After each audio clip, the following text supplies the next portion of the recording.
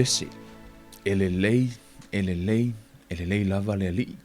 Ia po le hafo ini meo lo tutupu le tātou wola mo le tātou soifua. Awana ingalo ia te oe. Le mana vaola na e malama i fore nei tae au. Le au e mai mo mai nei tu la o le alofa le nao le li. O le nao le atua. Wa ana mawhai le ti a poro no fasioti ati tātou si kei mua leva na tātou feoti. Mo ia. Peanga mawhai peitai. O le alofa ma le anga le lei o le atua ma le lei o le atua. Le na malama mai le nei tae au tātou toi ala whai mai ai. Le nei fo ia so fau. E le alofa ma le anga le lei o le atua. Ia tal tonu wei fo si suingo le tātou plokalame. Sa masani o na whai le itu lai se furu le tae au peitai. Ia leo tu ina mai le lua.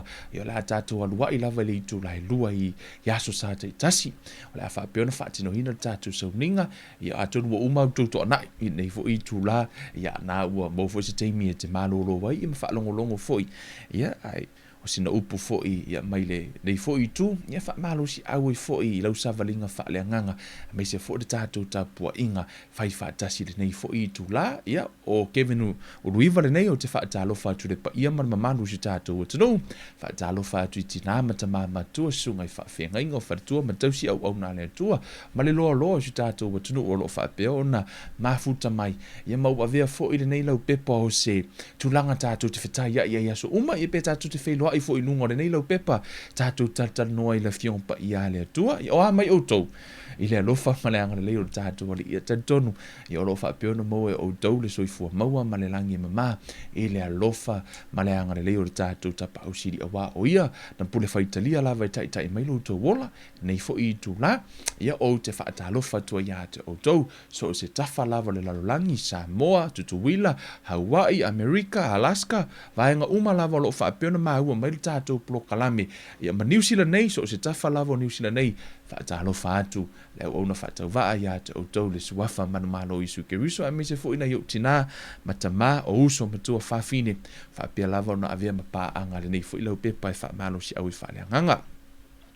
Ia, la tātou talo e amata tātou plokalame le nei fo i por tātou sauninga mas whaamalosi fo i mo i tātou nei aso sa whaamalosi ai oe ia malau sa valinga le tuan mātou tama whaafitai le nei aso vi ia la o fio le nei aso sa whaapeo na whaia tāpua inga i so o se maota ma so o se lawa o lau whanau na tāpua i atu i ate oe awai tatau mono mele vi inga i ate oe ele lei lava oe lo mātou atua, o oe lo mātou alii, o oe lo mātou whaola mātou te vivi i ate oe, te talo i ate oe, mai le poto, i male ate mai ate oe, a mai fu ilau upu, a o mātou tala noa, ta maa se e tala noa i loto ta itasi, ta maa awane i a veo se poto se tangata, a ia whaalia le mana o la o fio ilau upu, ia suia i o mātou loto, wha malolo ina i se anganga, wha malolo ina i se tino, ai meise se maa fau o wha peo ona, a whahina i le fōlaunga tama i o oto i le mana o lau upu le nei fo i aso tama wha fo i le vi inga i la o fio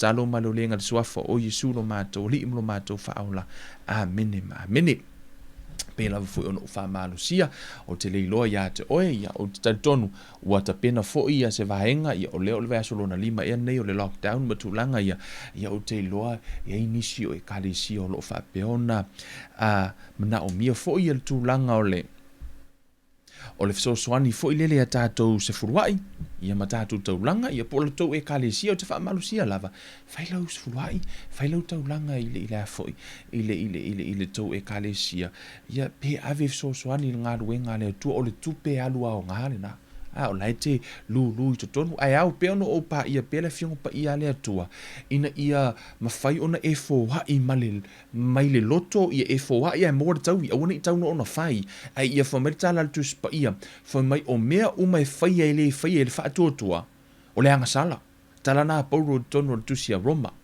Roma lo na mata upa sfun mar fafa upa luas fun mar tolu na fai mai ele le fasimena o mea uma te faia e au no mar Faatuatua mea uma te faia ele o faia Faatuatua fa me o lang sala lo no winga a fai te avela utupe ai e te lo Faatuatua mai maula utupe tu so nai mai maula utupe ele o maua ia le tau le leila le tatou ave o lautupe ave le Faatuatua fa mai le tusi le te fa malo si le taulanga lua korinito e iva lon fai upe ono fitu ma le malu fa mai o lou le nei e whai atu, o le ua iti ana saito e lulu, e iti fo i ana e sele mai. A o le ua tele ana e lulu, e tele fo i ana e sele mai.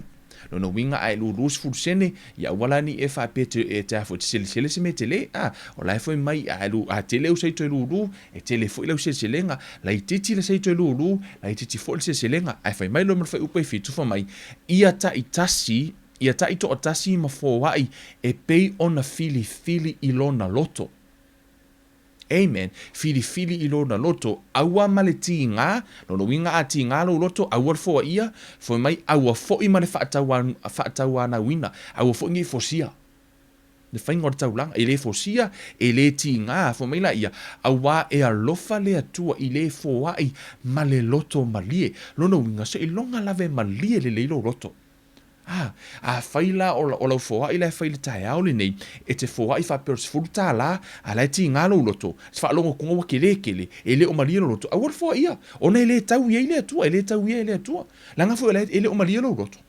A whai fōa i lai te whaalongo tunga o lai, wa fōi, o lai titi te le fōa se furu tā la, a lu lunga lo se furu tā la, o fa solo i lunga ai fa longo ko lo loko va pio se lau kala o ile la le uma liero roto se lau tala o le mea sili le mo le tua na fo ai se lau tala fo me la eu tal tu spaia e to e tau ie le tua o le upu foi fo ile i ile o tala no e fo ile loto nei o le fo ile i ile ngato o fo ile loto ai o fo ai so se sia o le aplaina na fo upu le so se si lava te fo ai pite la tu no le wala a o lo yesta ngato fia ai a e fo ile na e ave mo lo loto mali a oni tau na ave wai mai mau ai e ave mo lo loto mali ave le faatuatua ona to e tau i mai le o le tua i oi a mai mau o lau seed Aua mai maua le fatu le tiai. Ai e whaapiona e tuto le fatu atua. Amen. A whaila lau taulanga. Ia pēr whaite fia whai taulanga i le tō e kalesia. Tango e wae lau taulanga. Ia whai ave i le atua o le taulanga e pa ia mamalia i le atua.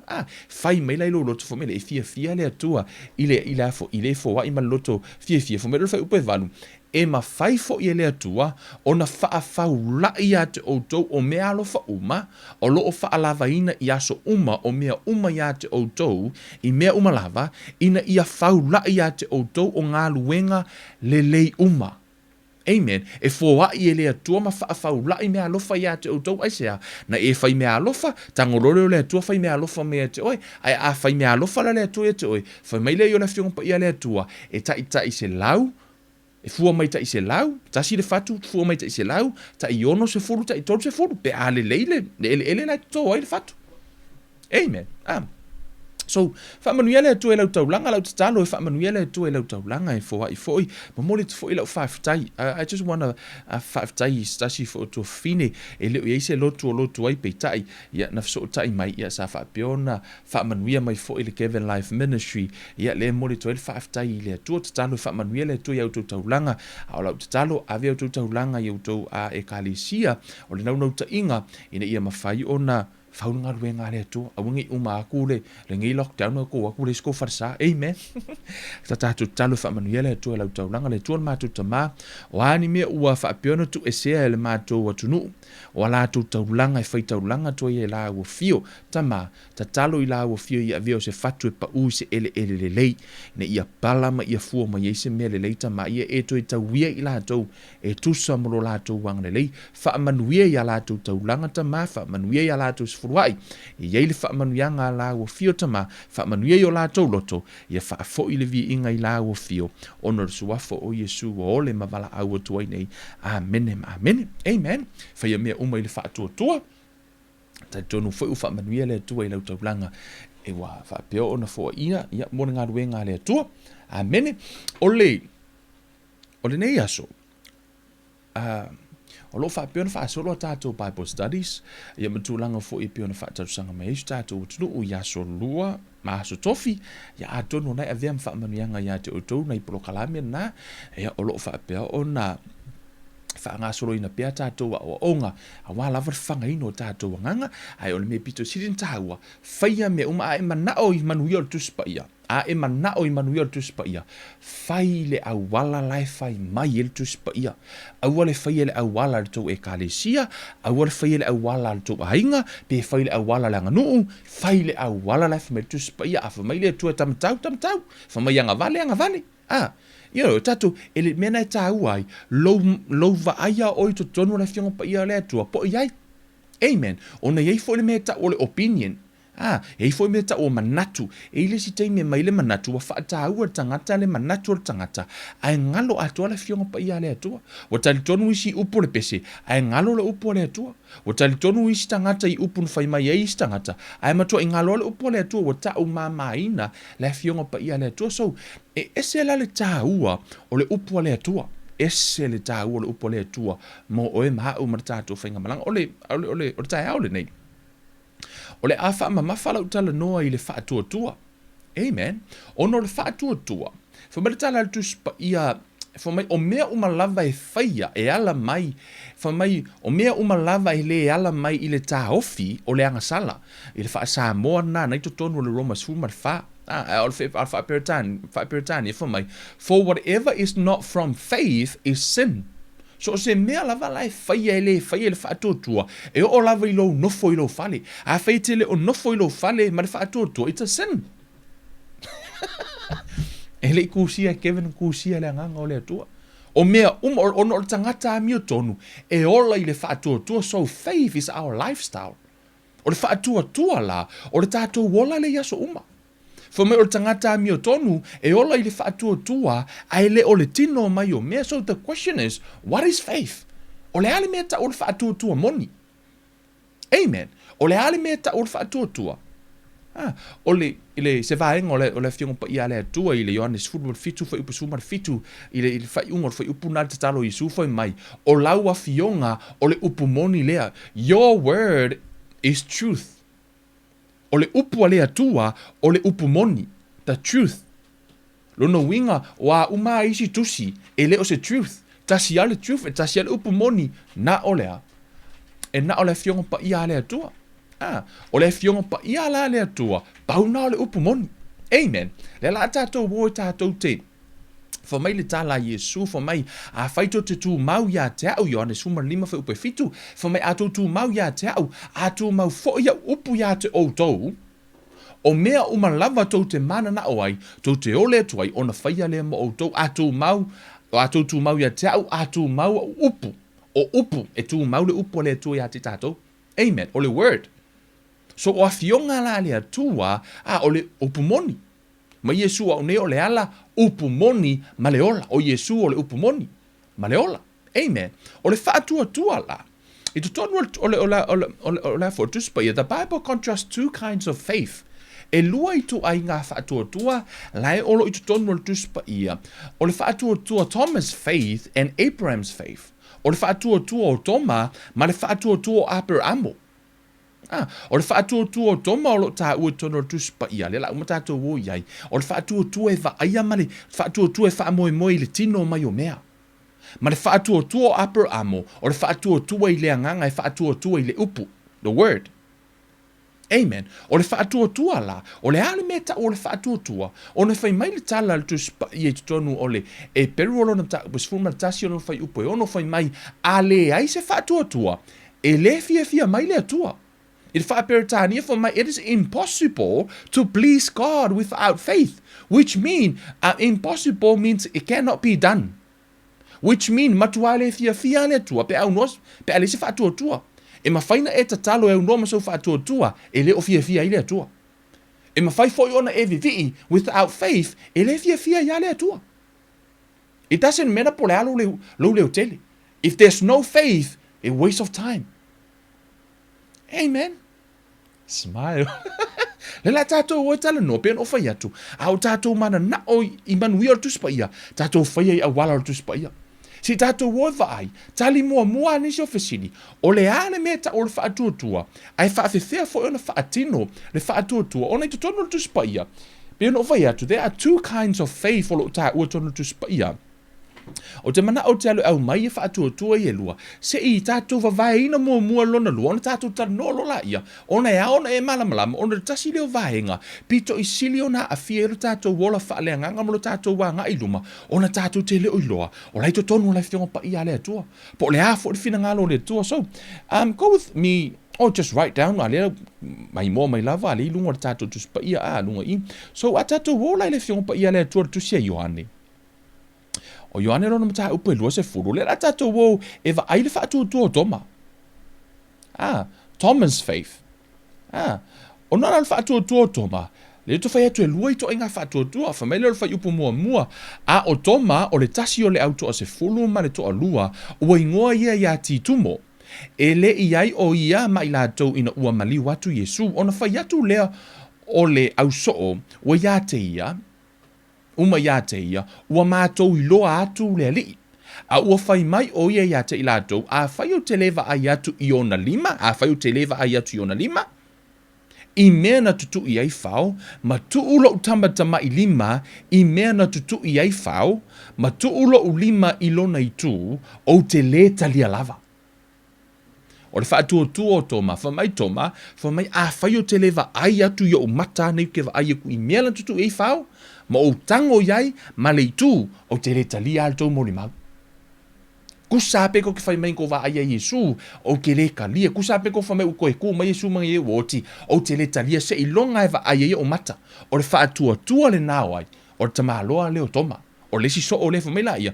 Ua ma vae aso e valu, ona toi whaatasi ona, on te whaatasi ona so o I le whale, ua whaatasi e fo I lātou matoma, ua maliu watu Yesu, a o pupuni whai tutoa.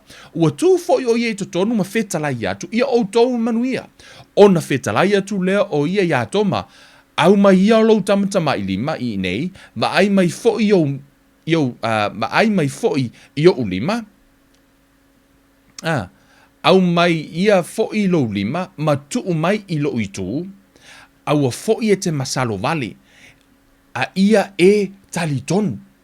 Au a fo'i te masalo vale, a ia e talitonu. Whai mai lor tala Yesu I, o na tani meile o toma o whaapea mai a te ia, lo wali ia ma lo watu wai. Ai whai mai tala Yesu, wa whetala I atu Yesu ia te ia tō mai.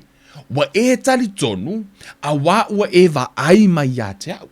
Amu ia o e le va ai mai. Ai talitonu mai pea. E te le o va ai I le atua, a la lava e te talitonu e I le atua. That is faith. O le whaatuatua lau toma, o le whaatuatua le la vea umai le toa tele o kirisiano, e la vea I fo iau, la vea mea tātou, au kusia kako ni mai lesi, leo tātou uma, e la vea tātou se ilonga e tātou te va ai se mea whaitino, whaatoa a tātou talitonu. O le whaatuatua la nao toma, tu sa a whai o lai te tatalo fo ile se tupe, se ilonga e ke va ai ua moa mare tupe, whaatoa e whaatuatua. Amen. O tau mana tuar tala Yesu un foi mai au tau tatalo tali tonu o tau maua. When you pray, believe that you receive. What is the time to believe? Is the time that you doing the prayer. It's the time you pray. So o le whaatuatua la, o lo tali tonu wa e maua. Tu sa petele I va ai, that's faith. Amen. So, o le whaatuatua la lea, o le whaatuatua leo toma. Amen. O le whaatuatua Abrahamo. Pea no whai atu, e lua whaatuatua o loo whaapea, o na tā ua tuspa ia. O le whaatuatua o toma, o le whaatuatua I le tino mai o mea. Ma le whaatuatua o Abrahamo. Roma wha. Whai upos fuma le fitu, whaasoro le rafo mai. Pei ona tūsia, ua outo fia, whaatuatua Abrahamo. Pei ona tūsia, ua outo fia oe e whai matamā o nuu e tele I lumo o le atua, o lea na ia whaatuatua iai, o le whaaola ia o e ua oti, ma le na wala awina mea ua le ai peisia I ua iai. Na ia whaatuatua ma le faamoemoe, a ua le ai se mea e faamoemoe iai, ina ia avea o ia matamā o nuu e tele, pei ona feta laia mai e whaapea lava lau whanau. Amen. E le I vai fo I lona whaatuatua, e le I manatu fo I lona tino ua oti, po ua se lau ona tausanga, ma le manava fo I o Sara ua oti, e le I masalo vale ia, ma le whaatuatua I le mea na fola ina, e le atua, a ua malosi tele o ia I le whaatuatua, ua vivi I atu I le atua, wana mautinoa fo I, fully persuaded, wana mautinoa foi, e mawhai ia te ia, o na whaia o le mea na fola ina e ia. O le faatuatua o Aperamo, na faatuatua i le upu, na o le upu ana whai i le atua, e whai oe manu e tele, whanau mai lau tama, whanau mai le atali i ate oe. O le upu la, tau te iloa e lua se fulu lima tausanga, na ave iai le folfolanga le atua fato a fataunu. Lua se fulu lima tausanga, o faatalitali Aperamo i le upu a le atua le teimi fataunu, tu sana polo misi le atua lai fitsu lima tausanga o Aperamo, ai o le teimi na fataunu, wa iwa suiva tausanga o Aperamo, kusanga ave le polo misi o lau matua. Ai o le teimi na fataunu, wa makua Aperamo. Kusa e fika ia, common sense ale mea ia, tu sa e sa vali fonga ia Aperamo, alva ia Sara, wa expire sko ingo, sko ingo Aperamo, alva ai fo ila Aperamo ia Sara, wa expire fo i Sara sia, fo maritana tu spa ia ua pasia le taimi e fo i tatauna whanau wai. Fo mai la i o le upule fo mai, ele i vai fo ilo na faatuatua, ele i manatu fo ilo na tino uoti, kusa o lau wa ai fo Aperamo ilo na tino ua, what? I le vaaiga ia le tino ai ona o le upu a le atua na fola le alana foi mai na faatuatua la Aperamo i le upu i le folafolaga e leʻi faatuatua se iloga e fanau na fatoʻa talitonu la ia iai se atua aia na faatuatua na polomisi i le atua o le faatuatua la o Aperamo e lua la faatuatua i tonu le tusipaia o le faatuatua o toma faatuatua na tele na lavea i tagata tele foi kristiano e afia ai o le faatuatua na let me tell you ele work mai o le faatuatua le na ele fia i ai le atua o le faatuatua se ilonga fatoa e vaai ai fatoa e talitonu o le faatuatua le tatou te tutulinga o le faatuatua o tamāloa le o Aperamo le faamatala le tusipaʻi o tatou maua manui o Aperamo mai a keriso tono le kalatia e tolu fai upasuma le tolu fo mai na faatauina mai i tatou e keriso ai le faafanoga o le tulafono ina ua faafanoina o ia mo i tatou auā ua tusia e faafanoina i latou uma o e ua faatautauina i le laau ina ia hoʻo i nuu ese le manui o Aperamo ia keriso Iesu ina ia hoʻo i nuu ese le manui o Aperamo le manui o le folafolaga ia Aperamo ina ia hoʻo i nuu ese ia keriso Iesu ina ia tatou maua i le faatuatua le na folafolaina o le agaga lea ina ia o tatou maua i le faatuatua aisea o tatou fanau uma Aperamo i le faatuatua e tatou te faia la le faatuatua Aperamo pe faafefea na faatuatua Aperamo e le o tatou se fanau o toma tatou te le muni foi le faatuatua o toma a le faatuatua Aperamo e faatuatua i le upu o le upu la e faatuatua ai amen pe ona o tala ia Peteru let me go there o tala ia Peteru te mo te tonu le on tua fo ile tala ia Peteru o lona mata upu I think matai o lona mata upu e se fulma le fa foi upu e lua valu you guys alright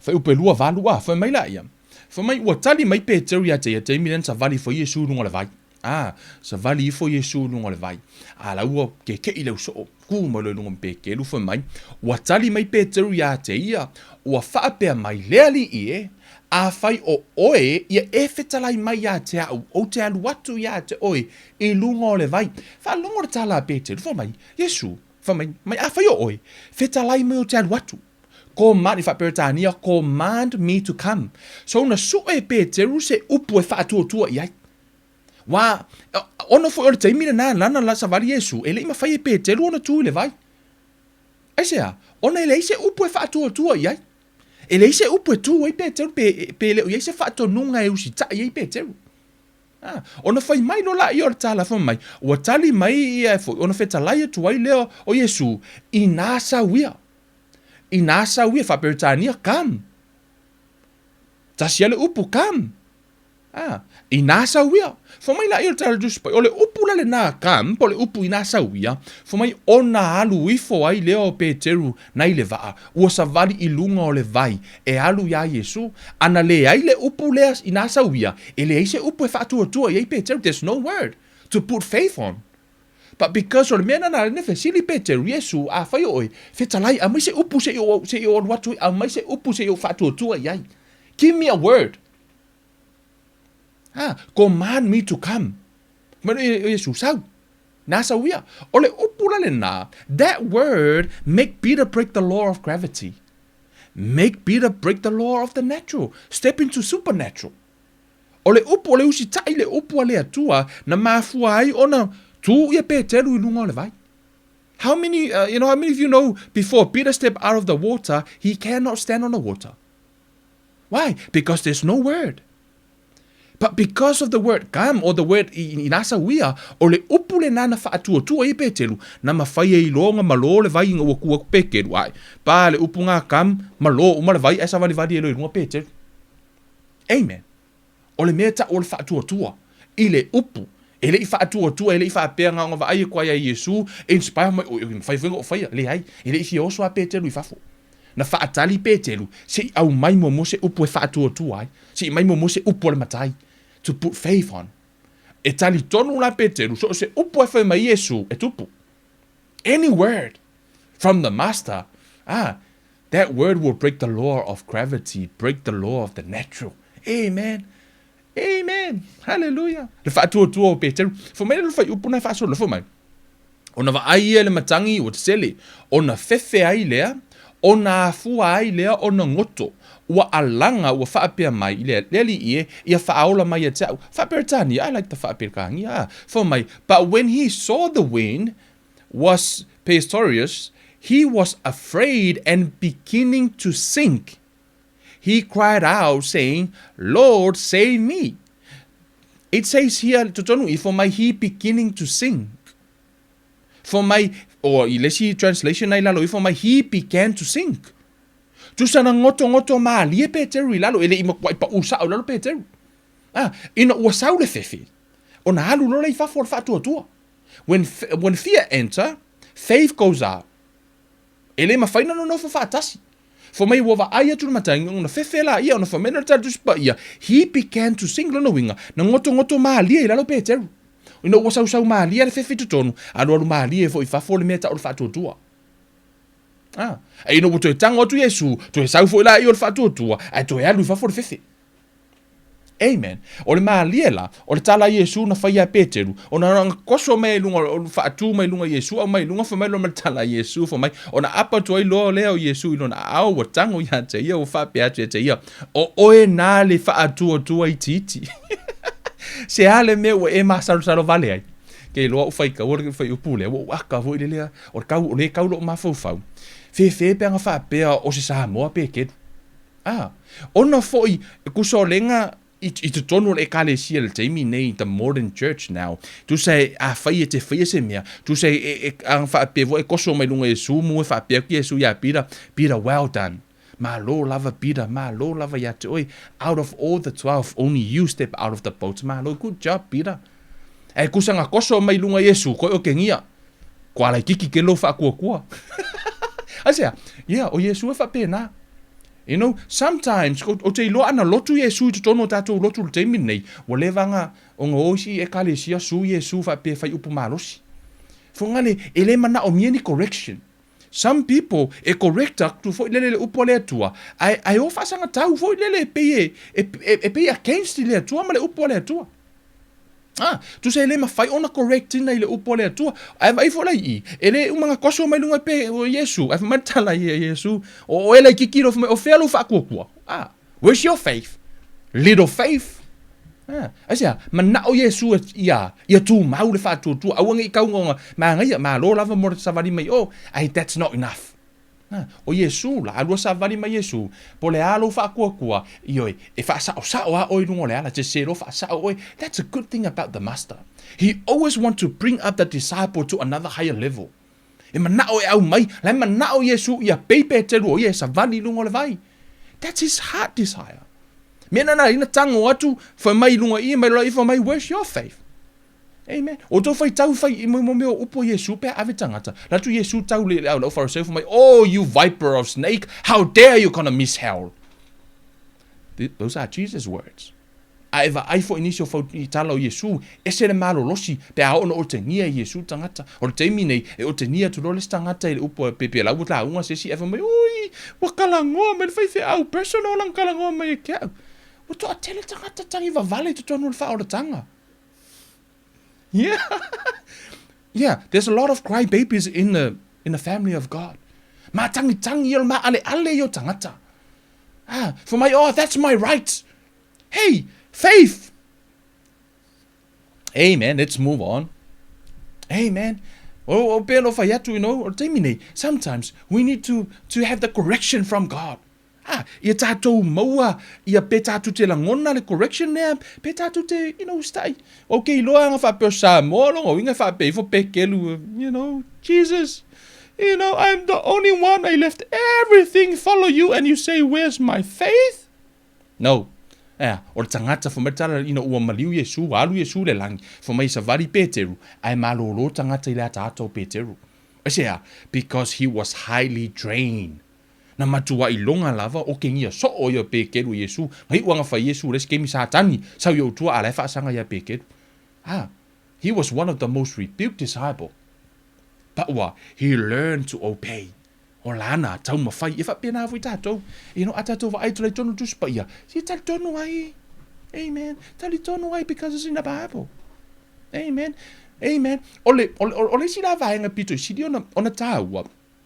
O lo malama le fionga pa ia le atua, because faith is important. For my without faith it is impossible to please God. But remember, o le si me pito si don taua, o lo malama I lo mafau, your brain is not your mind. O lo fai ai se tu lo ele o lo mafau le. Tu so ole fai ai ole mo le vaenga po le tu tino e a fo ino le mea o lenga lue mai ai le mea ta ole mafau. O le mafau, it's a part of your spirit to believe. So, brain is not your mind. The brain is an organ your mind functions through. Tu sala o lo mafau, e le mafaina e touch pe te tango I se mea ta o le mafau. Ai mafaiona e tango I le mea ta o le fai ai se tu lo. Let's tonu a tango li for mai e fai operation lai le mea ta o le fai ai se tu lo. E mafaila na e tango ai. Ai le mafaiona e tango I le mea ta o le brain o yo le afo le mea ta o le mind. Po le mafau, po le emotions. E le mafaina e tango ai. So, e lua la mea, o mea whaale tino, ma mea whaale anganga. A whai e le mafaina e tango ai, which means it's a spiritual thing. A mafaina e tango ai, it's a physical thing. Right? A mafaina e tango I lo tino, rono wingo o le tino e whaale tino. A whai le mafaina e tango I lo wanganga, o lo wanganga la e whaale tino. Same thing with words. O lo ngutu e whai le tino. This is part of the body, but the words, ele mfaina e tango se up. It's a spiritual thing. O le upu e whaale anganga. O la utala no atu, o upu e whaale anganga, utala no atu le lei, o upu o le anganga le lei. A wha utala no atu upu le anga, o upu o le anganga le anga. So, words are spirit. Matua tala whetala inga Yesu fa mai, o upu o te tautala tu wai, o anganga I lato, they are spirit. Why? Because ele mawhaina e tango I se upu. O le upu la le atua, o anganga. O le anganga. It's a spirit. Amen. E le mawhaila ono tātou tango I tātou whai ai o tātou brain, e le mawhaina tātou tango le mawhau po le mai.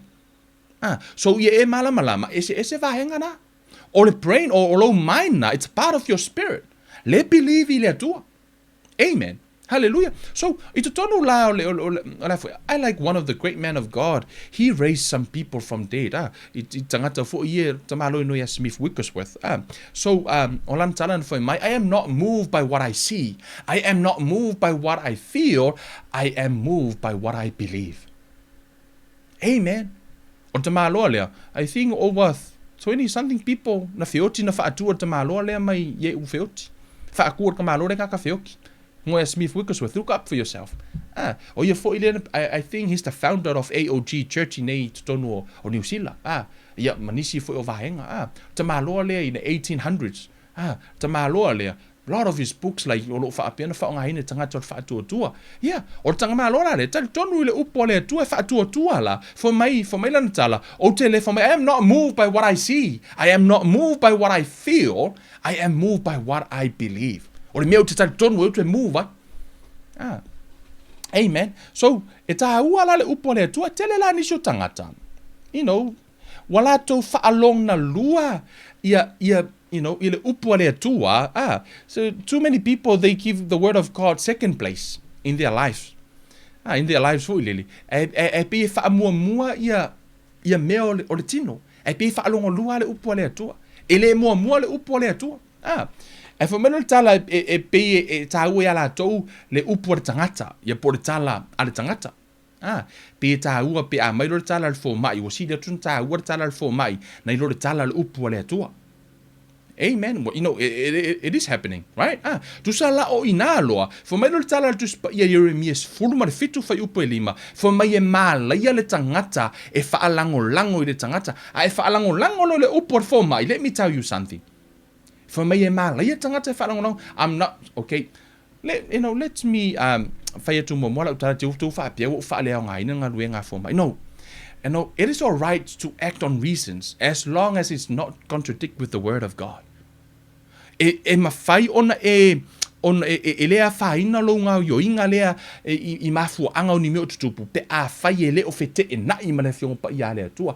Ai fete e nai lo ma le fionga pa ia lea tua. Muri la le fionga pa ia lea tua. So o te leo whai atu e taha o fili hinu ino o whala au. No. Amen. Just correct that. Te fu to avise la fo il fingo le upu pa pe no fa to mai upu tu spa ia. Jeremias fu mar fitu fa upu fitu. Curse be the man that trust in man and make it flesh his arm. For mai e mala ia le tangata e faalango i le tangata. E faalango la le upu le milionge te milionge ai. Pe fa te o fa matal tu spa ia te mala ia. Ele ikusia e Kevin, penga kusia, se sili men, na tu sia ele anganga o le atua. Se la le tā ua, o le tātou ma tā upu lea, for me le tā just pa ia. For me, it is impossible to please God without faith. Mai se le foi. Ele ma fai, ona fia mai le atua. Pea le se faatuatua, si kako o mo la tani fasili. What is faith? O le le faatuatua Moni, po le faatuatua Moni, tātou wolu tu se Eperu. Amen. Eperu ono na mata upo se fulu ma le tasi. Fa mai fai upo mua. O le faatuatua, o le faalango lea i mea ua faamoemoe i ai, o le mautinoa lea o mea ele o vaaia. O le faatuatua, o le faalango lea i mea ua faamoemoe i ai, o le mautinoa lea o mea ele o vaaia. That is faith. Si that's a word for Peritania, man. You're for Peritania. For me, for Peritania. Now, faith is the assurance. The translation al Amplified version. For me, now faith is the assurance, the confirmation, the title deed of the things we hope for, being the proof of things we do not see, and the convictions of their reality. Faith perceiving has real fact what is not revealed to the senses. For my this translation, now faith is the substance of things hoped for, the evidence of things not seen. Faith is a substance. O le faatuatua, o se mea tōtino ia po o le faith, tu sala ile anganga, faith is the substance of things hoped for. It's the evidence of things not seen. O le faatuatua, o le faalango lea i le mea ua faamoemoe iai. Ia, po o le mautinoa lea o mea ele o vaaia. Mautinoa. Faatetainga. Ele leile, lo malama mua, i le faatuatua i le upo le tua. What is faith? Po le ale me e afoi. Ta ua o le afoi. O le faatuatua, ina ia eiloa. O le faatuatua o le mautinoa. Ia, po o le...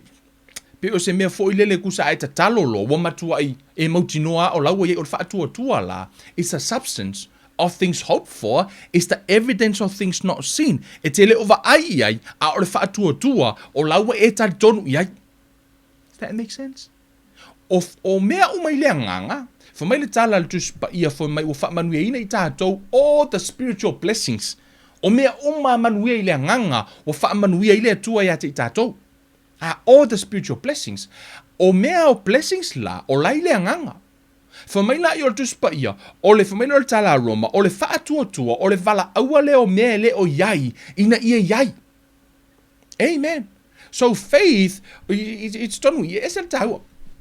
lau tanga fa nga se fa te inga ile ila foi e tau mafai e vali ile hata le faatuatua ina ia mafai ona e malama fa te inga o faatuatua o le lau fa nga ina le se ta vale lua afe ta la tau ta vale lua afe ta la tau ta vale o le hope o laite faamoemoe tu solo faamoemoe ia ye se ta vale le lau e tatalo ile tu ta vale o le hope la o le me tupu ile future o le faith o le mea tupu le taimile nei. Faith, it's a substance. O le mea laua iai. O tu so lau faatuatua la, fo mai o le faa mautinoa ina le na, o laua iai lau taavale e tele o va ai le taavale, a laua e faatuatua ua iai le taavale.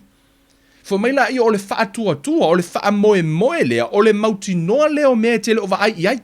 Na e tatalo i le atua o lo faatuatua o le taavale la, o laile luma nai o le future. O le mea la le ua mix up, ua tele na mai tangata le hope au mai replace ai le faith. No, faith, mai tala Yesu au tau tatalo, tali tonu believe that you receive. Ele ofa mai Yesu au tau tatalo, hope that you receive. No, he says when you pray, believe, have faith you receive. Amen. Ele ofa mai if you pray, hope you believe, you receive. No. O le hope o le mea tupu i le luma nai. O le faith o le mea tupu le teimine to tonu o lo roto. Faith is a things hoped for, is the evidence of things not seen. Ele te tau ona vaaia. A whaine o le telefoni, pe o le telefoni no te whaongaina. Ele ma whai ona o whai atu, o te whaatuatua o le eila o telefoni i. Why? Because o leua iei le telefoni. Ele whaongaina na le whaatuatua o le faamoemoe, o leua vaaia le mea tau o le faamoemoe. Ai a whai ele iei se telefoni iei no whaapela ia, o te whaatuatua i le atua e maua la o telefoni. Ona fo ele iei se telefoni. Whaongalo i nare whaatuatua i le aso e maua la o telefoni. So that's faith. O le faith la wa confirm mo yelo telefoni ala tele i va iai. Fumelo tala Yesu auto tatalo tali tonu auto maua. That's faith. Believe that you receive. Ala tele i va iai. Ele i va ai ala e mata. Pe o faatuatua toma. Ala tali tonu e pe o Abraham. Amen. Hallelujah. So ole ta vale la lua fetala a ole faith a mai la fatata ingo ole faith ole tupe ole currency fa pela ole faatuatua ole tupe a ole hope ole ta vale le la au mai le nganga tu mai le tino. So faith is the money, so hope is the car. Ole mea la tupu e yei la le mea a we faatuatua ole faith la o la we lo ole yai le mea ta ole faith o la we yai le tupe ilo i tonu o lo faatuatua o la yai le tupe faatau le ta vale pa wale mea o le te faatale te mea o mea ta vale a la we yai lo faatuatua e receive le ta vale o la yai le tupe faatau le ta vale. So faith e pe fa penar faatuatua o le faatuatua la o lo mautinoa o laua lana e tatalo i le atua e tusa malona finagalo e le te mea o mea le ta vale e te le o va ai le me le tala tuspaia o le faatuatua o le mautinoa confirm. For mai o le mautinoa lea o mea le o va ai is the evidence of things not seen. E te le o va ai ai a laua o le faith o le evidence na o lo faatuatua la o laua mautinoa e maua. Amen. O le faatuatua la nai le upu le atua. Amen. E tā wala le faatuatua. So faith is the substance of things hoped for. It's the evidence of things not seen. It has to be not seen. O na whaonga le me tau o le faith. O lo faatuatua la i polo misi ma folanga le atua. E tā ua. E te le ova ai atu i lo malo longa a laua e faatuatua you receive. Even though e tele ova ai atu malo lo tino, pe tele ova ai fe lo lima nai pe. Even though tele ova ai atu mingoi lo lima, a lai te faatuatua o na lava o malo lo ai. I'm healed in Jesus' name. So that's faith. O le faith la now like confirm ai wa malo lo lima. We are not walk by feeling or walk by reason. No, we walk by faith. We also not walk by sight. We walk by faith. Amen. O le savali na tangata mi o tonu. Amen. E eila le te me alo lua ke vai kwa like for my I'm here he o for sky out ke ala for kai out wa ko mo lima o la ko mi ngoi mai o lima. Why? La wo tau no mai le fa malo longa po la wo fa ato ina le malo longa. That's faith. O le fa atua o lo fa metala Yesu tu mau upu ya te o to. If you abide in me and my words abide in you, you ask anything. So o le faatuatua la, o lo faatuatua le upu a le atua. For my la i o tala Ioane, tala Yesu le upu Ioane, as fulfitu for my thy word is truth. Your word is truth. For my o lau upu o le mea moni. O awa fionga o le mea moni. O le upu moni. Amen. Amen. O le si vaenga e se le tāua. O le faatuatua e tupu i le tau longo. Amen. E tupu le faatuatua i le tau longo. Tu sia Roma. Roma lo na mata upu e. Amen. Roma o lo na mata upu e. Se fulu. Fa upu sfumar fitu. Fa mai ole nei e tupu le faatuatua i le tau longo atu, o le tau longo atu fo'i i le afionga le atua lea, o le faatuatua la i le upu le atua, e tupu. E tupu la, faith comes by hearing the word of God. E tupu le faatuatua, ia pesau le faatuatua i le faalongo i le upu le atua, fatainga, a whiona te mai. A whiona te mai, a la e, we faalongo o whape o la tutfo mai, fatainga or kanesa. Fatainga whaingo fie. So whape la or kanesa lau ta otu ya te oi, o nau mai lau tino. E le o yeilas faatuatua ya te oi. Ai anu atu loa se sifa ya tu ya te oi. Hei, famili upo le tua fo mai o na fa lava we malo lo o mana tutongi Yesu. So e mafaila na mo o fa malo longa. So now, wa mata lona to e tupu lo wa. Lo fa moe. Lo fa moe ola. Wo to e saulo fa tua. O le wai loa, ye le fa moe nga. So e tupu la le fa tua i le tau longo i le fionga pa ia le tua. E tupu ai la le faatuatua. E whanau le mea. E tā ua lau whaalongo i le mata upu nei te mana o mia i le whaamalolonga. E le whaapea o nei e le o lava lau whaasoa. E le whaapea o le o yeise mea ailunga lau. Ai e alu whai kau i afoi. Ai alu whaalongolongo i mo meo o afongo mea. Peke alu whai kau i le kuse whaakau i mo meo whaamalolonga. No. Tusa, e tupu lau faatuatua i le mata upu nei, a whainei la o le eise mea ai inunga lau. O la i whai upa tuspa i e whaatatau le mele, my God will supply all of my needs. O upu lale na, e tuu iei lau faatuatua. Ai le whaape te alu au maile, o whaalava o malolo ai, o le ala lau me mo, ele mo sa whas whalao ai ngani, whai upu na. Esia, ele o tala whea ngai le upu lai tu, ele faatuatua, ma le mea le te mana o mia. Amen. Alu e su e mai le foi upa tuspa ia. E tala whea ngai. A whaila o nei, wale lava le whaasoa. Ina alu e whai tau le tala nei tonu mua le tupu. Se furu fitu. Whai upe ono nei se furu ono le tala ya elia. Man whawhine uoti lana tane nai sarifata. Le sa whaapiona whaatumu le kate mar suau. E whaapiona tupu wailo whaatuatua. Whai tau le tala pe whawhina maua. Ona whaatamau ahinga ina le whine na. Ona tupu rola i olo whaatuatua. E sau lumar Filipe fast fumariva. Whai mai a olo watua e whaatuatua ya te au ya. Mea umalava i matisi vai. Whai mai whaatoa mai i le atua. Sa ili mua maa lo le atua. Malana mi atonu. Ona whaopopoina leo mea ya te outou. Se vai e. Tu sa lai te alu e su ele foi upu. E tala whea ngai. E te whaalongolongo ai.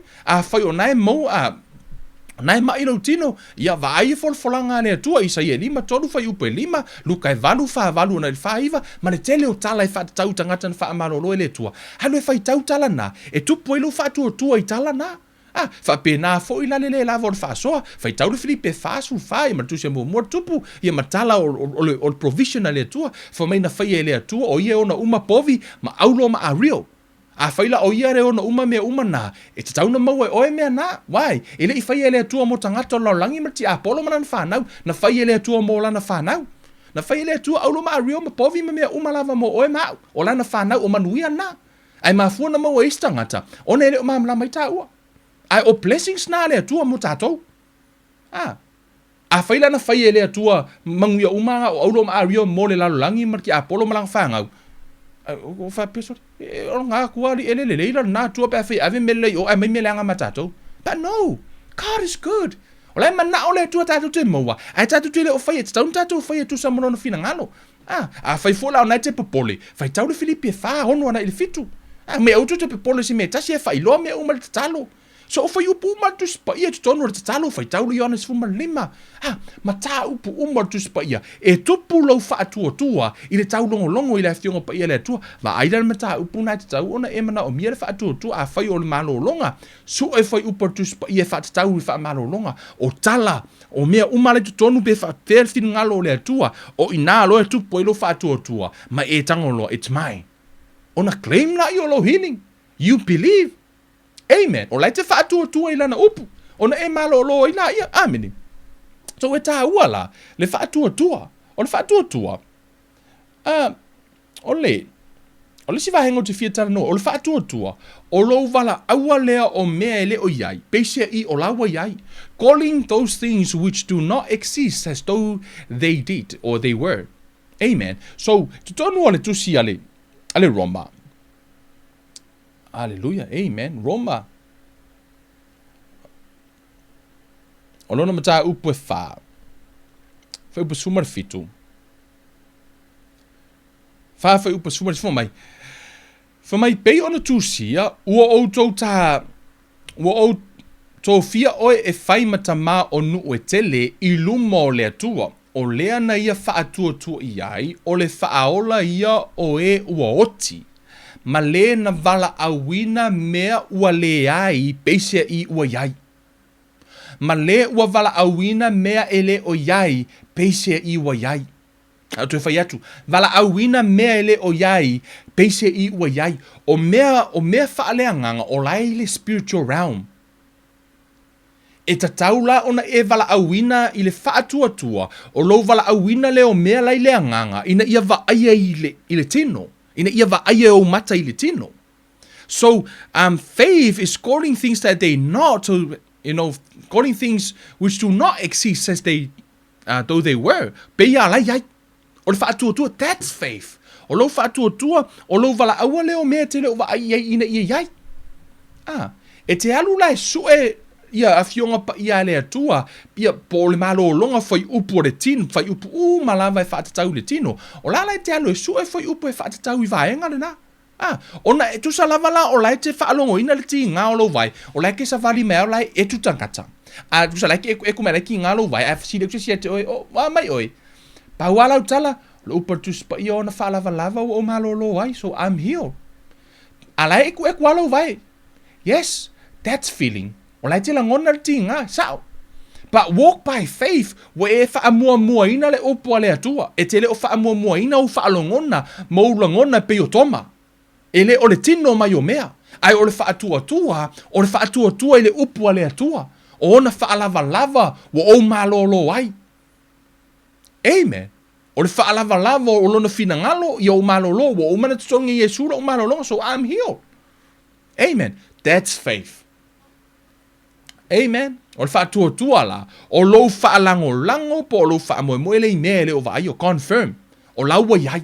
Ai tu so o la lava te vai kwai le ise mea. E o fora le mea le nei, le ise tu pe tu no le ato, pe le ai fo ise lau. Pa o le whaatuatua, o lo tautino lea, po o lo vala aua le o mea o lai le anganga, ina ia mawhai ona sau I le anganga. Ina ia mawhai ona va ai le tino. Whaataita inga o le lau. I le teimi fo I lele ai le I whaia le kāmuta le lau. Sai lona mawhau. So which mean o lalai le anganga wai le mawhaina tango iai. Peo no whai atu o le mawhau o le afu ino le mea o le spiritual thing. Ele o se me mawhaina e tango iai. So ina ua mawhau le kāmuta e whai le lau. O le lau la o lai e le anganga wai le mawhaina tango I sesi. E tau mawhaila, ina ia vaaya le lau le tino. E le ei masa kāmuta I lau le lale nei, na laku ili lau papa fisidia koe lau mea ngai whai mai. Kere I loa. Kere I loa. Ai, umai whonga mai, woi. Kere I loa le lau le mea renga o whaia. E lese kāmuta, o mea na amata mai le mawhau sai le anganga. Ona tau mawhai lola ia, e au mai mea nai le mawhau po le mea lai le anganga, e au mai ina ia vaaya le tino. Ona whaurola I o lau, whaeranga ka kia lau papa, a whaila ele ei se whaalinga, po se whaatuatua e whai ai, o le whaatuatua e ngoma mangaru e ngai mate. A whaila te whaatuatua, ona tu watu leo oe whai, ona maua leo lau. O le mea sai lea nganga i le mawhauwhau, leo wawa aia e le tino i mata. Amen. So faith is calling things that they not so that they were. O le vala aua leo mea leo iai ina ia iai.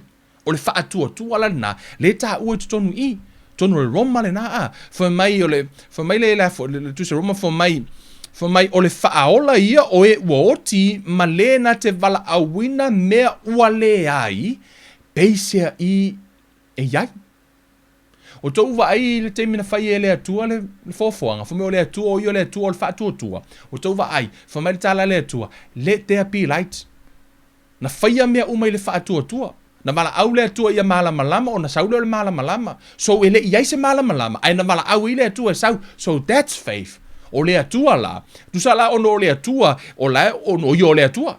A o tangata o tātou na whaia le whaatu so le atua, a e mana o fo ile ni manui o le atua, na whaia o le whaatu so le atua, e wha pēnā fo ila, e te wala aua manui e tutonu o lo ainga, you call by faith. Te wala aua manui o le atua lai lea nganga ia wa aia le tino. That's why we need. For mai tala tu spa ia aua nei te ale upu a le atua mo lo ngutu. Mo lo ngutu. Asia, i o tātou tau lana fionga. I o tātou wala aua mea lai lea nganga ia wha alia i tutonu o le olanga nei. So that's faith. Amen. O le wha atua la. O lo wala au ina leo mea leo iai ina ia iai. For mai le tusi ale Efeso e mua tonu for mai ia whaafetaia le atua o le tama o lo tātou o li o Yesu ke riso o le ua whaamanuia mai a te i tātou i mea umalava whaamanuia mai a te i tātou i mea umalava e manuia ai le la le anganga i mea o i le langi ono o ke riso. Wa umana whaamanuia o le atua, wa au mai le malolonga, au mai le tamao ainga, au mai o foi umalava ia tūlanga o le malolo ino o lo tino, mamanuia i le anganga. Wa umana whai ele to e whai ele atua, o lau already in the spiritual realm. A o le ngaruenga oe maa uli whaatuatua, o lau wala aua leo manuia le tutonu o le anganga, e ina ia wa aia o mata i le tino. Amen. Mea lale na e tau o le whaatuatua. Whaatuatua. Amen. Whaatuatua Moni. Whaatuatua. Amen. O le whaatuatua. O le. E te tau fwoi ona i lopo ai te whaatuatua i. Amen. Whaatuatua i le atua. O le tusia. Mariko. Mariko no nam ta upu se fulmartas. Fwoi upu e lua se fulmalua. Te mi fwoi na whetua Yesu le mati. Ai. Whetua Yesu le mati. Fesi le toela uso e fmari tali Yesu fa upe lua sfuma lua fa mai ona tali tuai leo Yesu ya te ilato wa fa pe atu ia outou fa atua i le atua. Tu sana fetu ele atua e fo Yesu le mati. Pe ai o atu la uso fa atua i fo le ele aso le me vai lo ba mango le mati. Le makilenga e fe ku wala ma fa tala Yesu fa atua i le atua. Ele i fa mai Yesu o le pao o la upunga wala inga pele maki. No. For my whaatua i le atua. Whaatua ia Yesu o lo whaatua fo na i le atua wa o i o le atua. So have faith in God. E tu ula lo whaatua i le atua. Pia no whatu. E se le tau o le vaenga le utano e te tau o nao o na e whaatua i le atua. Tika ko e tuar tusi al whaatua. Ne tusi le Eperu. Te mana o e au mai se vaenga le Eperu sumartasi. O le mana ia i o le whainga o le whaatua le fine le o Sara. Le to o lua o Abramo. Le iwas furkausanga e whato a whanau. Whanau mai isa ako. O le mana ia la le whainga o le whaatua le fine le. Whai upas fumartasi. Whalonga o le whainga o le whaatua le fine le. Whamai. O le whaatua fo ina mauai e Sara lava le malosi e whanau ai. Na whanau foi o ia ina ua mawai tausanga o lona malosi a wana manatu ia e whaamaoni mai o ia na fola mai. O e whaitau foi ai. Tusa na manatu ia Sara e whaamaoni le tangata le na fola. Mana ia le whaingon whaatuatua le fine lea. Tusa na maua ia le malosi ona na manatu e whaamaoni le atua. lena fola o na nafi o le aso for really te mana o e whaafitai tu le isa fo se tasi fo uso e lunga plo kalame nei sa whapeona sauma whaamanuia mai au se tasi o na vili mai te au le lautanga vatse whaati tainga na vili mai le uso le ia te au le po le aso tofi ia po la stoi foi mai Kevin o te alu watu tai au le for really la le te latu watu le ofu le wha me alofa tu ia te oi so o le ala o tu so le upula le na fai mai te au le vatu fai fatu fai mai o te alu watu vatu le ofu ona la o la na upu sa o tali tonu la ono o tangata la fai mai ai tu sa o tali tonu le la sa usi uso le mai le ofu ona na fai mai la na folfolanga e sa ma le ofu sa no la yo le uso le le sferile au mai le ofu ma na yo le ofu le ngi lo ke ua le ele ke mi o ki ofu ai le ofu nga po kala manga ia lo fa special program of tu sala o le winga la utala tu sa ana le ai se up pe ana fa pe le fai mai le uso e sau ile la se metu e lo Faatuatua ai ono lana o tu lo Faatuatua ila na tala fai mai ya e sau au mai le off o le ala o ile off ai ana le fai mai se manu ele o ke le expecting na fo se sau mai se off but because of the word o lana tala na fai mai whaafitai la ua veo se whaamanuianga, whaafitai toi le uso le, whaamanuia le toi uso ma le ainga, whaamanuia le whatua ma le whanau. O le tūlanga la i le foi, o le Faatuatua la i le tangata na whaia le tala, e se le tāua. E le ngata na e Faatuatua i le upo le atua, ai pito i sili, na e Faatuatua le tangata na whaia le tala. O le tele o teimi le nei, wa walu semina, wa walu ya wa onga le au fai pisinisi, o to tele tonu wa onga le au fai pisinisi fo i lele. O le tele ina lato quotinga mai a tangata milionea pe o Bill Gates, tangata fo i lele, o tele lato pisinisi. O au wala na mafua i o na manuia lato pisinisi. O ta nofi au mai umawa, tu sa wa mai tala tangata na wa ave i Faatuatuanga o tangata, wa ofi tangata kirisiano, tangata lolotu. Matua fo e pule la. Wa whao ngā mai upo tangata nei, tangata milionea, tangata popoto, wa au mai ko i kongo la haunga, whai mai so and so e whapea, ai le whao laina. Tu sa la wa aver Faatuatuana o tangata i upo tangata na, ai ignore le upo le atua. Ai whai mai le o tangata na, e anga sala, e whai la tau ia shortcoming vune, lai o lai whai la tau, ma engo lai, le anga i, tu sa la, ele tu sa ma le upo le atua. O upu la le atua, e o lai oi, whai mai le tala le tu spaia, whai mai na Faatuatua sa il tangata na o lana fola. Ke ilo le leia, a whai iska ngaka i pepelo so oi, ia oi, a koe polo misi o kia ki oi, kasi ala ukala kwa ule karikongu inga laka ngaka. So se mea whai me ole pepelo ia, e te le tali tonu ina, pole ala le whai me wosu ilonga o langa, e pe whai mai ia oi, wo ele karikongu le tala. Ai sea, o nga fo i ke ilo le leia ngaka i pepelo. Ai whai mai le tala Faatuatua sarai, whai mai na tali tonu le tangata na fola, e wha maoni le atua.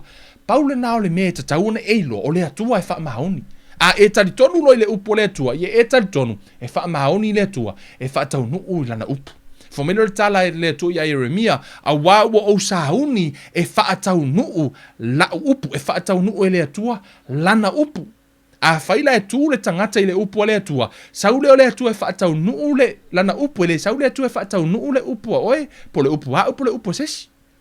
So su ele le fiong pa ia le atua e te tu ai, pe su ele fiong pa ia le atua ia, e wha malo sia oi. Lo wanganga, Ioi, sa walu le kasi o seminga, e ine se tasi o semina na sa fai. Sa fa tano ina ele tu la fono, fo ile nei New Zealand o le sa waino whanau. O le maria le mena tupu le aso na, walu le o onga kakanga whael seminga, ai te ua fesiri le singoa na, fa fea le fiong pa ia le atua le whamai o le ua tuula na sasa ua le alofa o ia ilo nā tali. O le fiong pa ia le atua le toro le whataoto, ai whamai kala kakanga whael seminga, whamai, e se se le whai upunga. Se vai le poto tangata whamai se se le kuspa ia. Kusa po poto atu tangata i le atua na whai tangata. Whamai le kala lau kamanga na whamai se se le whai upule na. Wa whao ngā la mo meo le poto tangata la wai nei, e tau ma whai e whau i tū la whono mele ngei, ia au whai mai lo la koe se se tu spa, ia avatu la tu spa, ia whamai se se. Whamai e lokai o mwhapea. O la lawa i ala o tu spa ia. Whamai o le ua tū la na sasa, whamai o le ua sasa i lo na tali, wala ve ina mai o ia mai se oli, sasa i tau whilanga sala ilo sasa i me se. O lai manino ala tu spa ia. Ai ono le malama fo o tangata. O le teimila nei, o lau palu whaasa pasui ia le whainga o mea umai tutonu o le, in my opinion. Tu sala ole mele ni, wa le sa sala tali I le fo. E tu sa ma fina ngalo le tua. A so se mea usa sala tali I wo ol pa u ole. O le puki o sa sai, pa u sa vale kom kiki pa u sa sai. Sa sai le tala fia ngai. Ona saurola I o leo, wo loka anga oi fo ile kali. On ko loka ku fo ila I ku sala o sala o tali wong oi. Ala wo loka ya mo oi sia. Ona fo ina se sere fa ngol nga ruenga na e fa nga e se kango sa abuse tam titi mo. So se mea la o mix uma.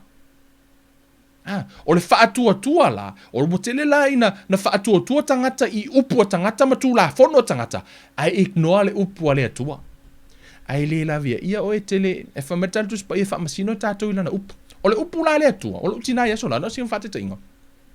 A sola I utina, il mako fale, vo ile malama lor kaya o kulia o lo kinga o kia lu, whapela usu la onga. O te usu la ia onga, ile usu lo utina ia lu e, whainga luenga, O te usu lo lea onga ia tango la ia lo tina fa pia lo va veno usu au tuaina fai mai te au e I au e fai. Tango lo tina o tusi le notes.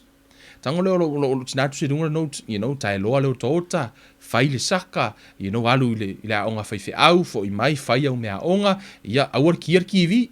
Usala o note uma ia le kangolo o fatonunga ia tangolo tina tusi lungole o fai pepa tangolo tina fa pi lungole fa ato dressing room vo le fa pi lungo wal mako dressing room e cool sitting room Gusa ka ko sa mo le dressing room ko kongo sitting room I fa pe ngala gusala o lai ku makirikila inga male notes lai kusie lunga tai loa leo tota fai le saka ia pe alu la onga fai au ia foi mai fai mea o mea umala o fatonunga ia lo tina la tu le no tona tu la ia ele o ia o la lo tina le fale ala wo ia na fatonunga o le fasi pepa lea o la representing lo tina o le mea monia a le fai lo fatonunga ia wa ilo fo me tupu pe fo mai mama Oi, o le angi soro fo ia tu sa a ho na fai fa masino ngalo tina e fa masino au dungal fa pepa le san nga kai lo ko le ai se anga le kai ngai a ke le o kai minga sa wa tu sa la sa o pe o le fai me ye tu sa male notes le na tu I fa pe na fo le fion pa ia le tua e le o to ia yesu lo langi a o le we le upu le tua lo langi o mea umana tono tu spa ia a ele fai Au te reo whai atua mea uma waiei ele mwhai umaka ko kausia. Ai ia e tau mwhai e tausi.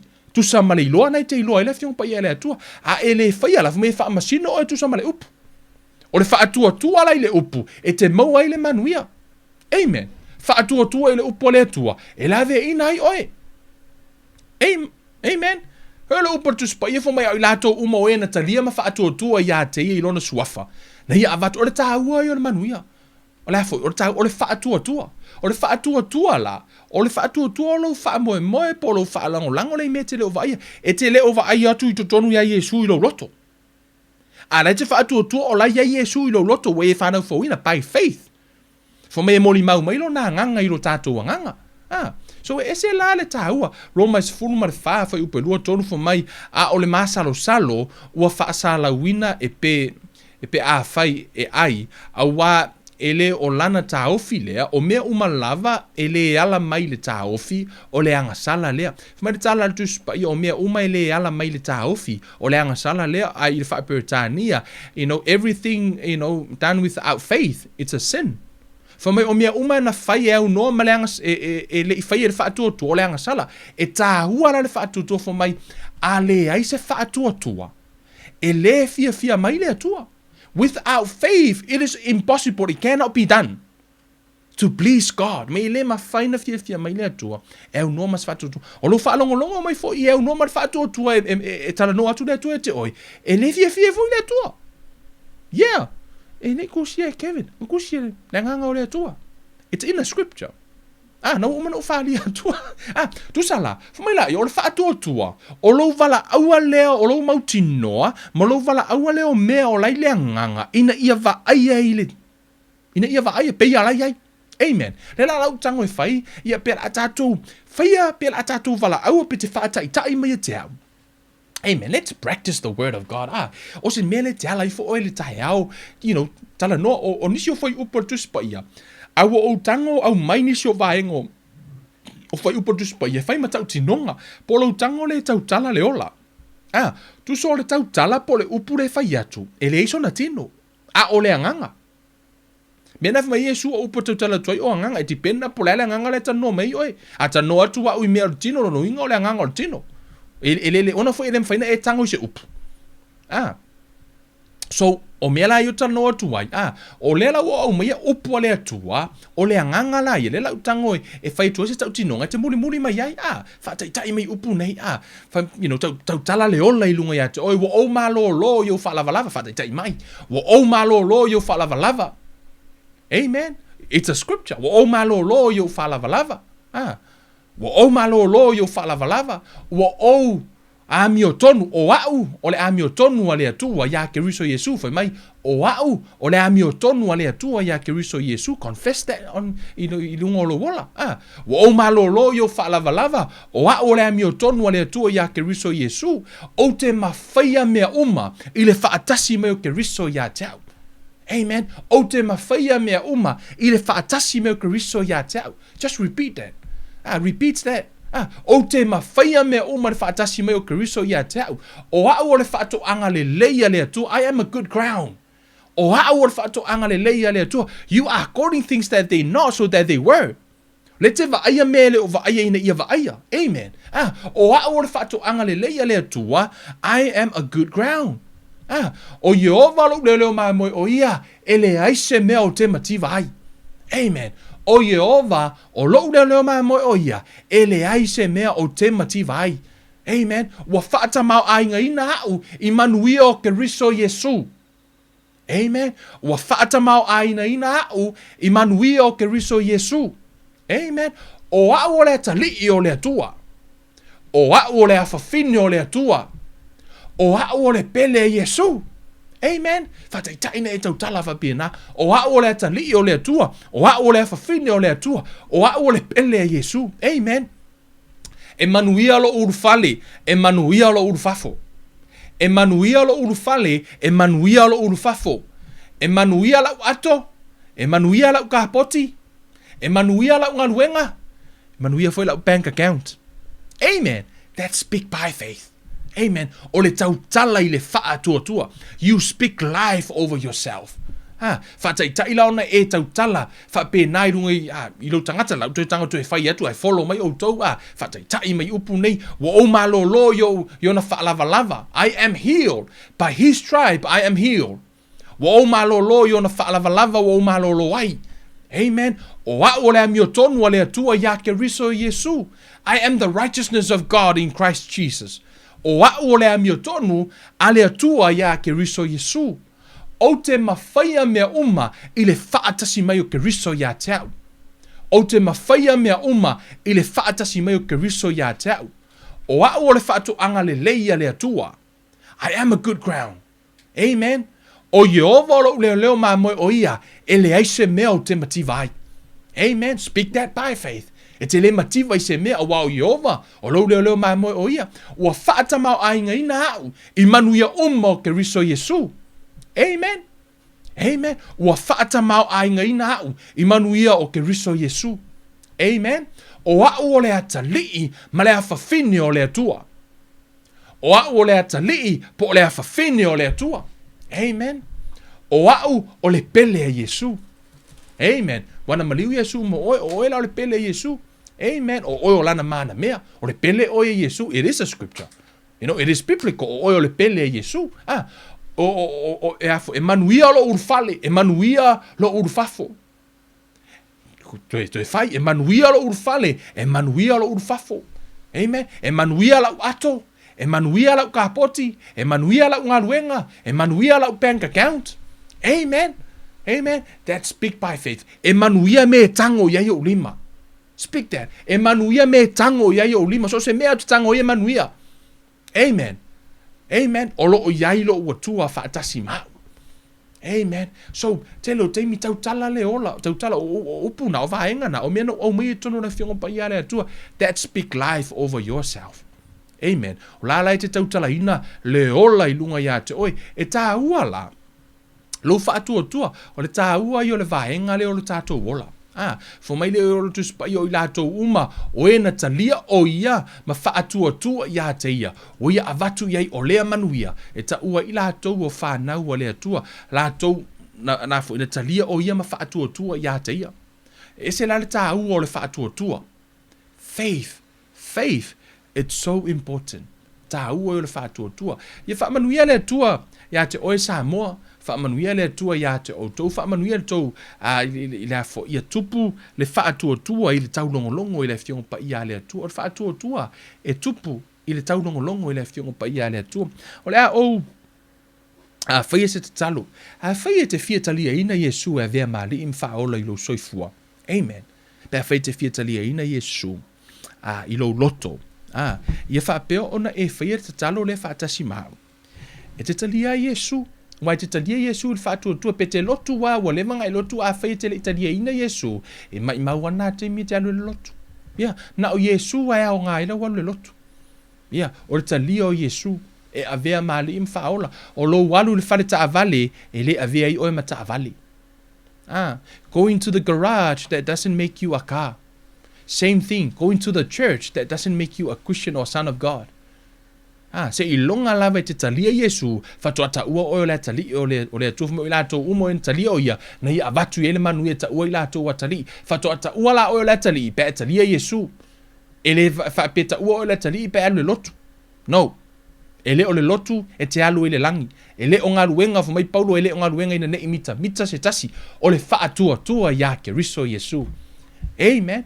Whaataitai mai upo te talo leo le a whapeona o whaiatua. Whapeona la vea ina ai lo wanganga. Ino o le tino le oti. A o lo wanganga e le oti. La vea ila lo wanganga. Whaataitai mai upo te talo nei pēa fia talia Yesu a vea mahali im whaola. Le tuola mātou tamā. O whaalongo i le upu. O langona fo i lo loto. O a o tangata ngasala. O au filifili. E le nei tu la. Peona e whetalai. E te le tulia seisi alu atu ia te oe. Na e whetalai foi. Tali tonu yo mātou loto. Tau tino yo mātou ngutu. Wa e whatu ina mai e suna ye uoti. O na ho o mai ile o le ola ia te i mātou. A wā o le ngutu. E tau tino ai. He o mai ile ola. O le loto foi e tali tonu ai. He o mai ile ami o tonu tama. I le nei tu lao te tau tino ilo ngutu. Ma tali tonu ilo loto. Wa e whaatu ina mai Yesu ke riso mai na ye uoti. O te talia ai o ia. E a vea maa lii ma whaaola ilo wola. O te wha mawalalo i o luma. Wha maa ngalo wangasala uma. I le toto o Yesu ke riso. A vea a o se tangata fau ilo whaatuatua. Ua o whanau fauina. Whaafetaita maa ua o whanau fauina. I le suafo Yesu o wole ma wala aua tuai. Amene ma amene. Hallelujah. Vi ia le atua. A whai fo i eini mai o le tino. Te fia tatalo atu mo tātou o e mo i mai o le tino. O lo iai fo ia se tasi o talo sanga. A se tasi o talo sanga o le tasi o se tasi o pepe na atu ina mai o lona inoa ko rina. E whaapea o lo a whaina tutonu o na tōtonga ia e whanau mai whaapea fo mai le mwhai o na tau o na ai o nei o lo a whaina tōtonga o le a whaapea o na whaise talo whaapitoa ia a whai fo i so whaatuatua ia se mai o lo tino pia no whai atu o le whaatuatua o lo tali tonu mena whai mai le atua. Amen. O umana mai le tala le fo mai o uma fo ina mai e le whete e nai as long as e le whete e nai. A whaila whaatuatua i le atua inu pēr whala au. But you hold on to the word of God, you are healed. One day, ki koe whaalongo i whunga le mengang ki ngā ule koe ki ngā, so you don't need a Panadol. Nā le koe ngua lor whala au me ki ngā sia, o lau wa ke ar ki ngā. Whapē nā lan whaatuatua i le atua. Ai, whai pēr me utulanga o nei, so that's faith say, tupuro whaatuatua. E ano lua tupuro whaatuatua i le tau longolongo atu upo le atua. Mai una e mawailo malo longa. O lau te talo fo i mo korina. Whaatasi i fo i mai lato lo mai o lato tino. I nei fo i tu la. But, agree with me. Le tual mātou tamā. Te talo i lau upu pe ona e whetalai. O whaalava o mātou malo lo ai. O umana e tōngia le tau o mātou whaalava tama. O lau whanau o lo mafuta mai. E lunga nei o lo maua i mai o le tino. O umana e tōngia. O faalava ua malolo ai o latou tino tamā te tatalo i le mana o lau upu. Ia whaapeona o atu i ngau ngā tino. Ia o atu tamā i tutonu o ano iwi ma ano tamā i o le mana o lau upu wai ma ai. Whaapeona o i tamā. Se i whaalia le matau tia o lau upu tamā whaamalolo ino o latou tino uma. E ala i le suwafa manu malo Yesu Keriso. O faalava ua mātou malolo i tamā. Te tatalo fo i tamā masi i ti atu i a korina tamā. O whaapeona tu ina mai tatalo tuai mo ia tamā. Tatalo na e whaia le tangata na e whaia o ia. O loo iei fo i lau plokalame mau fuafuanga i leolanga o korina. Tamā tatalo i lau fio se e whaato toina tōtonga uma. Ma vaenga uma o lona tino tamā awana e whaia. Na e ilo o ia. Ai tele i whaia o ia i le manava o lona tina tamā. O loo iei fo i le plokalame ma le fuafuanga la ua fio tamā. Te tatalo tamā i le mana o lau upu. Iau whaalava wa uma na e whaato toina ai o ia tamā. Whaamalolo i lona tumua i se i o iona matiu vai. Ia iei le whaamalolonga ma le mana o la ua fio. Whaato toina lona tino tamā. Ni vaenga uma ni tōtonga i totonu wal whaaleanga ina tamā ua le ato atoa. Ia whaapeona whaailoa i le mana o la ua fio. Ma lau mana whaamalolo tamā i loa tali i tamā po loa fine. Hei le whaamalolonga la ua fio. Sio mātou watunu o loo mafuta mai. Wa umana e tutongia o mātou malolonga na e whetalai foi o lau upu o le fasi falawa lea lau whanau. You know, healing is the bread of your children no tamā. O le fasi falawa lea mo i mātou o le malolonga o mātou tino. Wha malolo sio mātou nu a inga tamā, sio mātou nuu tangata nuu o sa mo i lātou mafuta mai. Mai o lātou mafofau o lātou loto mo lātou anganga. Ia o tu ile mana o lau wha malolonga tamā. Ile toto ma le mana o le suwafo Yesu mātou te mala aua tuai i la ua fio mātou te whawhetai pe ona e whetalai au mātou tatalo tali tonu o mātou maua tamā mātou te tali tonu ua malolo ino mātou tino. We walk by faith, not by sight, Lord tamā. Whaamanuia oi tamā isio mātou nuu whaamanuia ea te i mātou malava. Ai mese toenga o le mātou nei fo iaso malau e kāle sia ia malau a inga ia mātou malava lo ta pua i lau fio. Ia iai le whaamanuianga la ua fio. Whaaftaita mai lau upu fo i le vi inga i la ua fio. O te talo lea maleo lenga e le suafo o Yesu Keriso lo mātou ali ima lo mātou whaola. Amene ma amene. Amen. Ia, whaatalo whaatu ia ma whaafita yatu i le pa ia mana malu si tātou watunu sa whaapea fui ona mafuta mai lunga o le tātou prokalame whaafita i foi mo le a whea foi o le neilau pepa ma tātou whaisauninga whaatasi ma tātou tatanoa i foi le fionga pa ia le atua peila foi ona o le foi o le tūlanga i tupu Faatuatua le tau longolongo ai tāua ia le tāua ia o le mea lea o le a foi o le tāua o le Faatuatua o le vaenga le i lo wanganga. Ine ia mawhai ona e receiving ai mea mai le atua. O le Faatuatua o le ki lea o le malo o le atua. Ia, pe o le tāvali. O le tāvali. Po le ale fau i feo o le tāvali. Ai ale eise ki ele avea na tāvali o se whaamanuianga. O ta vale nai mai mau pole ale for ka vale ale ise ki ele avea la ta vale na fa manuianga fa pe na fo ila le Faatuatua pole a lava le tele o manuia o le atu o lai e ile nganga ai ale ise ki o le Faatuatua ele ma fai ona fa manuia mai le atu i la fo ele ma fai ana e mo ma le manuia na e tele mo mai me ala ile nganga na o le Faatuatua e ma fai ona e vala au me ala ile nganga ine ia va ai ile tino. So ia whaapea la o na whaatupu lo a inga, ia tupu o i le Faatuatua, ia ewa aia mea na te Faatuatua i le ngata o na e mawhau ma ewa aia i le anganga. A ia whaapea fo i o na ewa aia i le tino. Amen. Amene, whaamanuia le atua ia te oe Samoa, o le tātou sauni ngā lotu le nā, whaaftai i le atua, i lana soasoani ma lana whaamalolonga, ia whaaftai i le atua, tali tonu, say, hold on to your healing, kilo le whaaka, hey, you are healed in Jesus' mighty name. I like you to faaka.